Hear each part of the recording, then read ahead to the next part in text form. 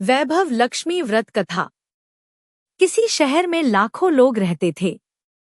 सभी अपने अपने कामों में रत रहते थे। किसी को किसी की परवाह नहीं थी। भजन कीर्तन, भक्तिभाव, दयामाया, परोपकार जैसे संस्कार कम हो गए। शहर में बुराइयां बढ़ गई थी। शराब, जुआ, रेस, व्यभिचार, चोरी डकैती वगैरह बहुत से गुनाह शहर में होते थे। इनके बावजूद शहर में कुछ अच्छे लोग भी रहते थे। ऐसे ही लोगों में शीला और उनके पति की गृहस्थी मानी जाती थी। शीला धार्मिक प्रकृति की और संतोषी स्वभाव वाली थी। उनका पति भी विवेकी और सुशील था। शीला और उसका पति कभी किसी की बुराई नहीं करते थे और प्रभु भजन में अच्छी तरह समय व्यतीत कर रहे थे। शहर के लोग उनकी गृहस्थी की सराहना करते थे। देखते ही देखते समय बदल गया। शीला का पति बुरे लोगों से दोस्ती कर बैठा। अब वह जल्द से जल्द करोड़पति बनने के ख्वाब देखने लगा। इसलिए वह गलत रास्ते पर चल पड़ा। फलस्वरूप वह रोडपति बन गया, यानी रास्ते पर भटकते भिखारी जैसी उसकी हालत हो गई थी। शराब, जुआ, रेस, चरस, गांजा वगैरह बुरी आदतों में शीला का पति भी फंस गया। दोस्तों के साथ उसे भी शराब की आदत हो गई।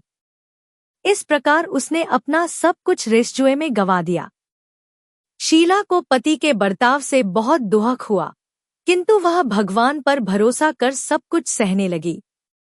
वह अपना अधिकांश समय प्रभु भक्ति में बिताने लगी। अचानक एक दिन दोपहर को उनके द्वार पर किसी ने दस्तक दी। शीला ने द्वार खोला तो देखा कि एक मांझी खड़ी थी। उसके चेहरे पर अलौकिक तेज निखर रहा था। उनकी आंखों में से मानो अमृत बह रहा था। उसका भव्य चेहरा करुणा और प्यार से छलक रहा था। उसको देखते ही शीला के मन में अपार शांति छा गई। शीला के रोम रोम में आनंद छा गया। शीला उस मांझी को आदर के साथ घर में ले आई। घर में बिठाने के लिए कुछ भी नहीं था, अतः शीला ने सकुचाकर एक फटी हुई चद्दर पर उसको बिठाया। मांझी बोली, क्यों शीला, मुझे पहचाना नहीं? हर शुक्रवार को लक्ष्मी जी के मंदिर में भजन कीर्तन के समय मैं भी वहां आती हूँ। इसके बावजूद शीला कुछ समझ नहीं पा रही थी। फिर मांझी बोली, तुम बहुत दिनों से मंदिर नहीं आई, अतः मैं तुम्हें देखने चली आई। मांझी के अति प्रेम भरे शब्दों से शीला का हृदय पिघल गया।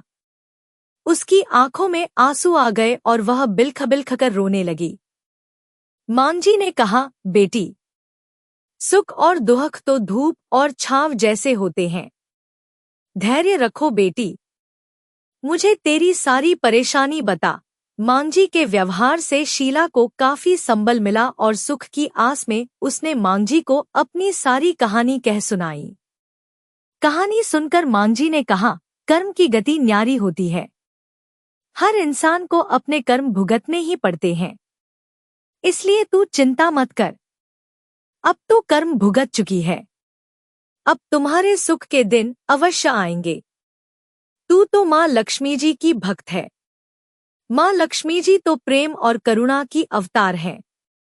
वे अपने भक्तों पर हमेशा ममता रखती हैं। इसलिए तू धैर्य रखकर माँ लक्ष्मी जी का व्रत कर। इससे सब कुछ ठीक हो जाएगा। शीला के पूछने पर मांझी ने उसे व्रत की सारी विधि भी बताई। मांझी ने कहा, बेटी, माँ लक्ष्मी जी का व्रत बहुत सरल है। उसे वरदलक्ष्मी व्रत या वैभवलक्ष्मी व्रत कहा जाता है। यह व्रत करने वाले की सब मनोकामना पूर्ण होती है। वह सुख संपत्ति और यश प्राप्त करता है। शीला यह सुनकर आनंदित हो गई। शीला ने संकल्प करके आंखें खोली तो सामने कोई न था। वह विस्मित हो गई कि मांझी कहाँ गई। शीला को तत्काल यह समझते देर न लगी कि मांझी और कोई नहीं, साक्षात लक्ष्मी जी ही थी। दूसरे दिन शुक्रवार था। सवेरे स्नान करके स्वच्छ कपड़े पहनकर शीला ने मांगजी द्वारा बताई विधि से पूरे मन से व्रत किया। आखिरी में प्रसाद वितरण हुआ। यह प्रसाद पहले पति को खिलाया। प्रसाद खाते ही पति के स्वभाव में फर्क पड़ गया। उस दिन उसने शीला को मारा नहीं, सताया भी नहीं। शीला को बहुत आनंद हुआ। उनके मन में वैभवलक्ष्मी व्रत के लिए श्रद्धा बढ़ गई। शीला ने पूर्ण श्रद्धा भक्ति से 21 शुक्रवार तक वैभवलक्ष्मी व्रत किया। 21वें शुक्रवार को मांगजी के कहे मुताबिक उद्यापन विधि करके 7 स्त्रियों को वैभवलक्ष्मी व्रत की 7 पुस्तकें उपहार में दी। फिर माताजी के धनलक्ष्मी स्वरूप की छवि को वंदन करके भाव से मन ही मन प्रार्थना करने लगी, हे माँ धनलक्ष्मी, मैंने आपका वैभवलक्ष्मी व्रत करने की मन्नत मानी थी, वह व्रत आज पूर्ण किया है। हे माँ, मेरी हर विपत्ति दूर करो, हमारा सबका कल्याण करो। जिसे संतान न हो उसे संतान देना, सौभाग्यवती स्त्री का सौभाग्य अखंड रखना, कुंवारी लड़की को मनभावन पति देना। जो आपका यह चमत्कारी वैभवलक्ष्मी व्रत करे, उनकी सब विपत्ति दूर करना, सभी को सुखी करना। हे माँ, आपकी महिमा अपार है। ऐसा बोलकर लक्ष्मी जी के धनलक्ष्मी स्वरूप की छवि को प्रणाम किया। व्रत के प्रभाव से शीला का पति अच्छा आदमी बन गया और कड़ी मेहनत करके व्यवसाय करने लगा। उसने तुरंत शीला के गिरवी रखे गहने छुड़ा लिए। घर में धन की बाढ़ सी आ गई। घर में पहले जैसी सुख शांति छा गई। वैभवलक्ष्मी व्रत का प्रभाव देखकर मोहल्ले की दूसरी स्त्रियां भी विधिपूर्वक वैभवलक्ष्मी व्रत करने लगी। वैभवलक्ष्मी व्रत उद्यापन विधि 7, 11 या 21 जितने भी शुक्रवारों की मन्नत मांगी हो, उतने शुक्रवार तक यह व्रत पूरी श्रद्धा तथा भावना के साथ करना चाहिए। आखिरी शुक्रवार को इसका शास्त्रीय विधि के अनुसार उद्यापन करना चाहिए। आखिरी शुक्रवार को प्रसाद के लिए खीर बनानी चाहिए। जिस प्रकार हर शुक्रवार को हम पूजन करते हैं, वैसे ही करना चाहिए। पूजन के बाद माँ के सामने एक श्रीफल फोड़े, फिर कम से कम 7 कुंवारी कन्याओं या सौभाग्यशाली स्त्रियों को कुमकुम का तिलक लगाकर माँ वैभवलक्ष्मी व्रत कथा की पुस्तक की एक प्रति उपहार में देनी चाहिए और सबको खीर का प्रसाद देना चाहिए। इसके बाद माँ लक्ष्मी जी को श्रद्धा सहित प्रणाम करना चाहिए। फिर माताजी के धनलक्ष्मी स्वरूप की छवि को वंदन करके भाव से मन ही मन प्रार्थना करें, हे माँ धनलक्ष्मी, मैंने आपका वैभवलक्ष्मी व्रत करने की मन्नत मानी थी, वह व्रत आज पूर्ण किया है।